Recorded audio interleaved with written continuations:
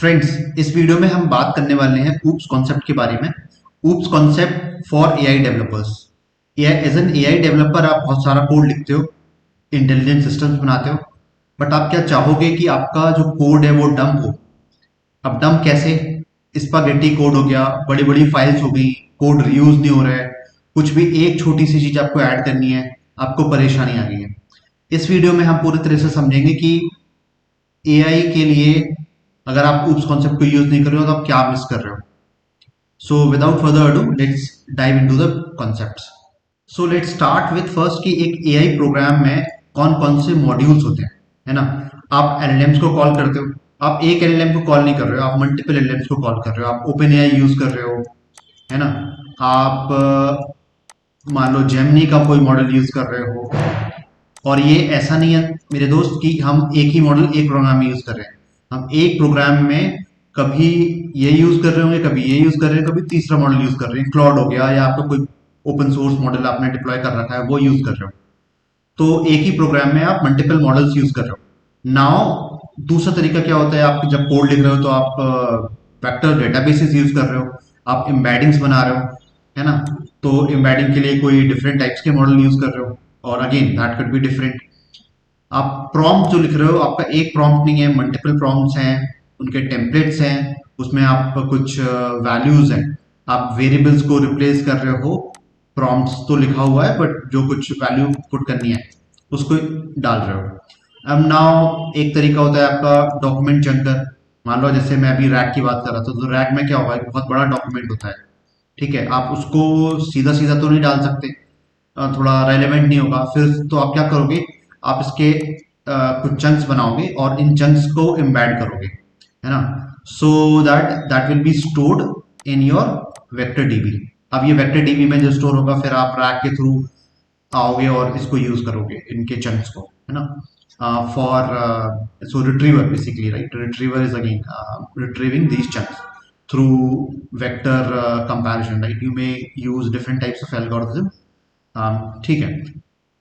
अभी एजेंट भी बना रहे हो आप, तो अब एक एजेंट नहीं है, मल्टीपल एजेंट्स हैं, वो आपस में बात कर रहे हैं, है ना।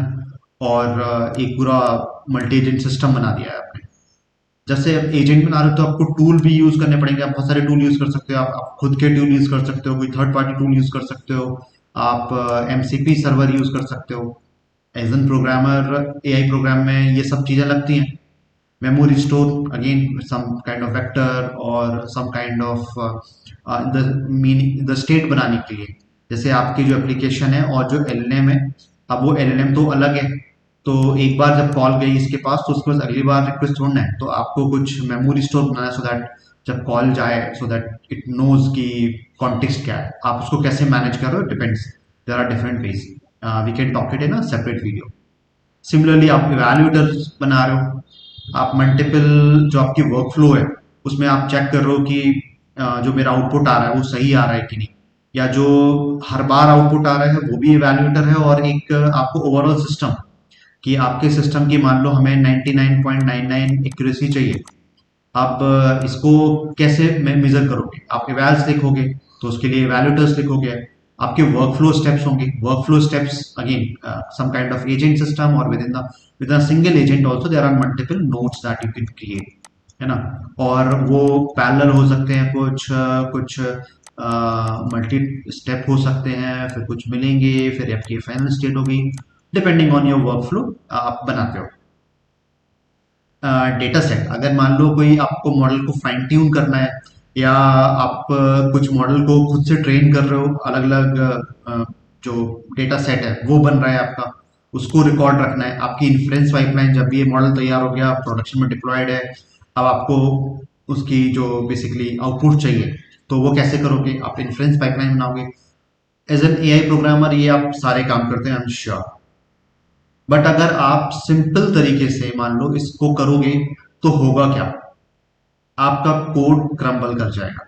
लेट्स सी कि अगर जब आप ऊप्स का कॉन्सेप्ट यूज नहीं करते हो, आप सिंपल तरीके से कोड लिख रहे हो, एज एन फ्रेशर हो आप, और जस्ट एक फाइल में डंप करते जा रहे हो, तो क्या इश्यूज आएंगे। ठीक है, यहाँ देखते हैं कि व्हाट गोज रॉन्ग, है ना। अब जब आप ऊप्स का यूज नहीं कर रहे हो तो आप क्या होगा कि बड़ी बड़ी स्क्रिप्ट लिख रहे हो। आप एक फाइल में आप सारा कोड लिखे जा रहे हो, सारे वेक्टर डीबी इवैल्यूएटर सब, टूल्स का कॉल करना, है ना, मल्टीपल एजेंट्स हैं वो सब, एक कोड एक फाइल में लिख दी। तो ये तो गलत तरीका है। कोड को मैनेज कैसे करोगे? मल्टीपल पीपल हैं अगर आपकी टीम है तो वो कैसे में यूज करेंगे? तो आपको चलो थोड़ा बहुत समझ आ गई होगी ये बात। तो आपने क्या करने लगे होगे, आप मान लो अलग अलग फाइल्स में लिख दिया, भाई इस फाइल में मैं काम करूंगा, इस फाइल में मेरा टीममेट काम करेगा, ऐसे बोल सकते हो। लेकिन फिर भी आपका कोड बहुत बढ़ता जा रहा है और यूज कैसे हो रहा है पता नहीं, है ना। आपने क्या लिखा, दूसरे बंदे को समझ नहीं आएगा, तो वो वही code, similar type of code अपने फाइल में भी लिख लेगा, क्योंकि कुछ ऐसा सिंबल आपने बनाया नहीं है कि भाई कि हाँ हम यूज कर रहे हैं। या तो आप डेली मीटिंग करो, डेली बताओ देखो मैंने यहाँ पे लिखा है, इसको रिपीट मत करना, कोड रिव्यू करो, कोड रिव्यू में फिर बात करो। तो बड़ा चैलेंजिंग टास्क है ना।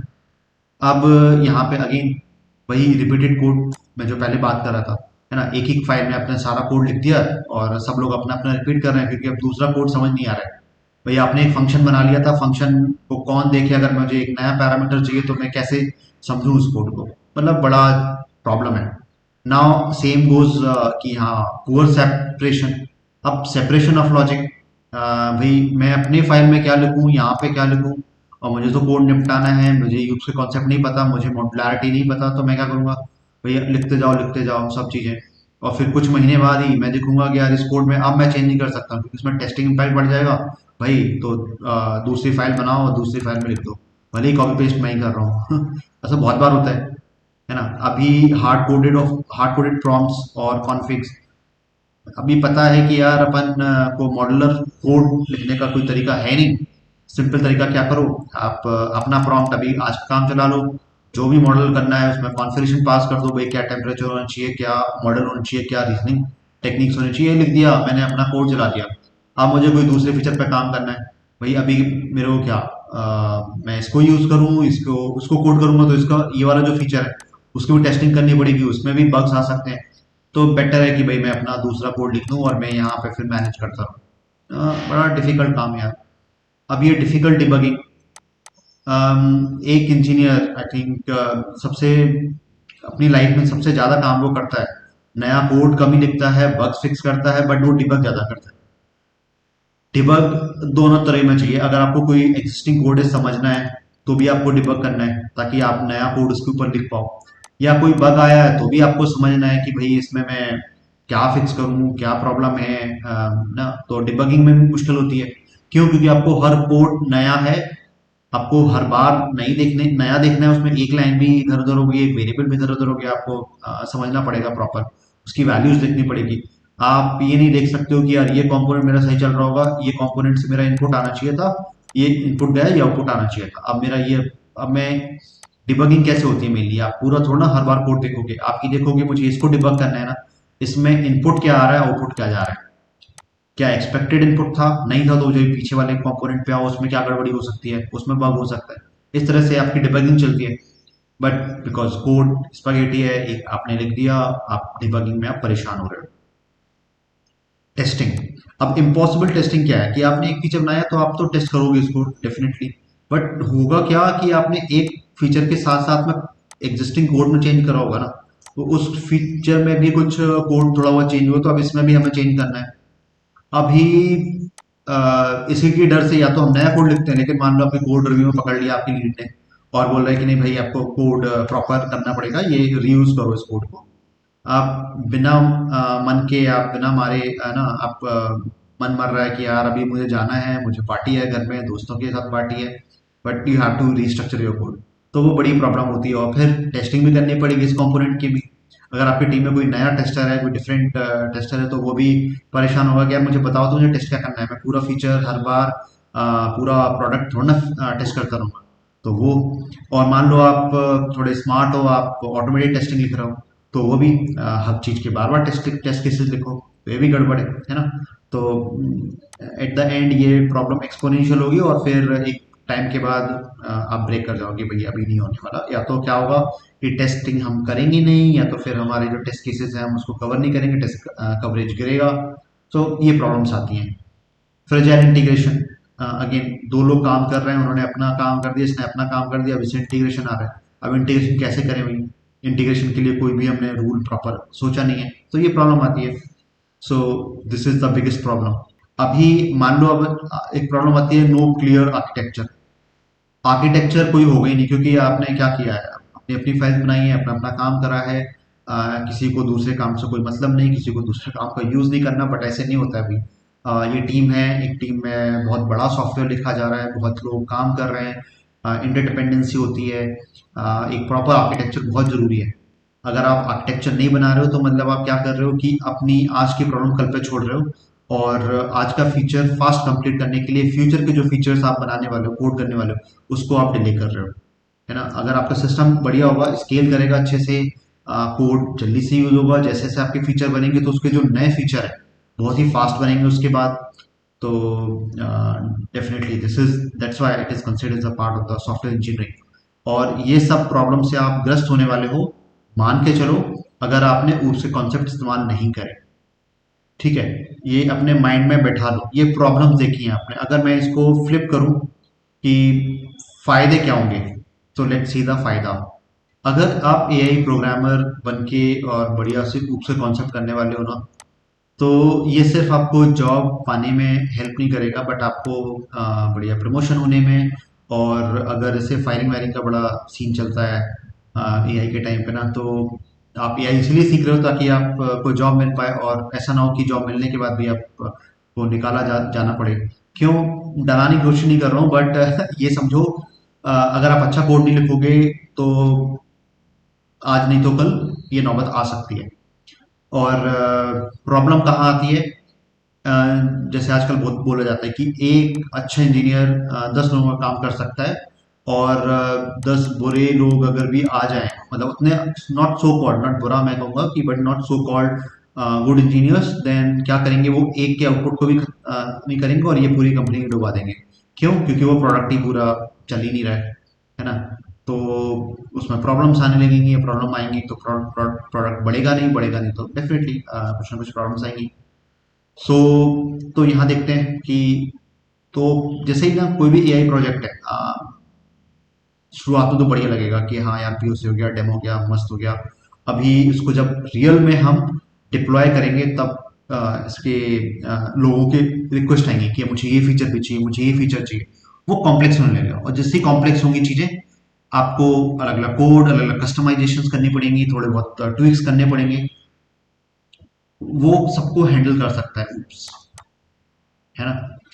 अभी अब बात आते हैं एआई सिस्टम्स पे, जब टू मेनी मूविंग पार्ट्स।